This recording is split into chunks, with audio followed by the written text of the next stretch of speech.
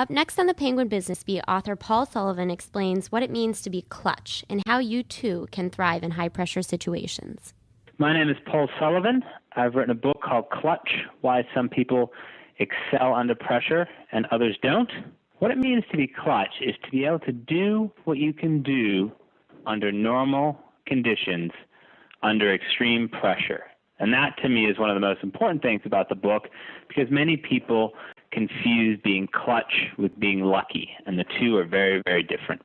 To be clutch, there are 5 key traits: focus, discipline, adaptability, being present, and what I call the push and pull of fear and desire. And of all of these 5 points, the most essential one is focus. It's like gravity on Earth. Nothing else is going to happen under pressure. You're not going to be clutch under pressure if you cannot be focused. And the key here is to bear in mind that being focused is a lot different than concentrating. Concentrating is remembering your grocery list. It's remembering to pick your kids up at school.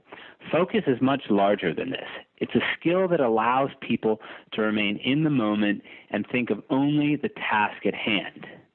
And you need that to fulfill any of the other 4 traits that allow you to be clutch under pressure.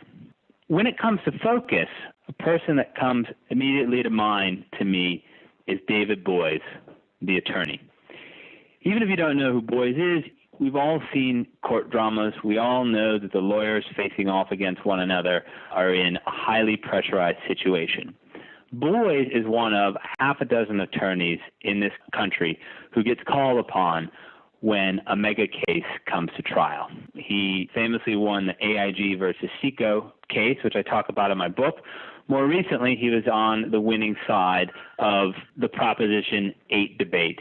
He's as smart as any attorney in the country, but the reason he has won some of the biggest cases he's been involved in is his ability to focus.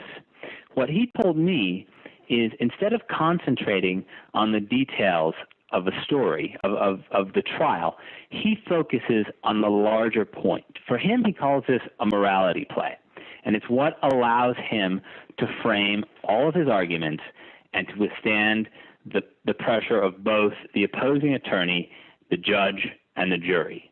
A great example of how he did this was in the case of the United States versus Microsoft. He famously tied Bill Gates in knots during his deposition. His goal was not to concentrate on the browser technology, which was the ostensible point of the case. He knew that any tech-savvy Microsoft employee could blow that argument out of the water. Instead, he focused on the issue of credibility.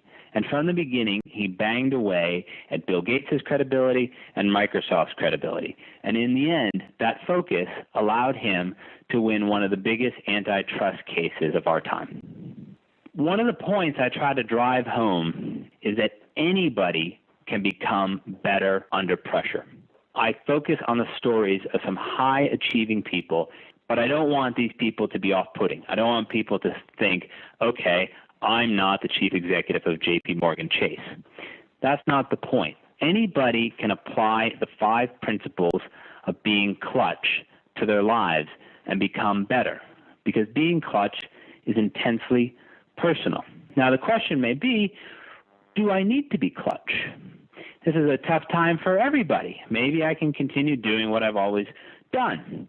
And that's where I get very excited, because this book, to me, is more than a business book. It's more than a collection of great stories. It is a book that is going to define the new normal as we go forward.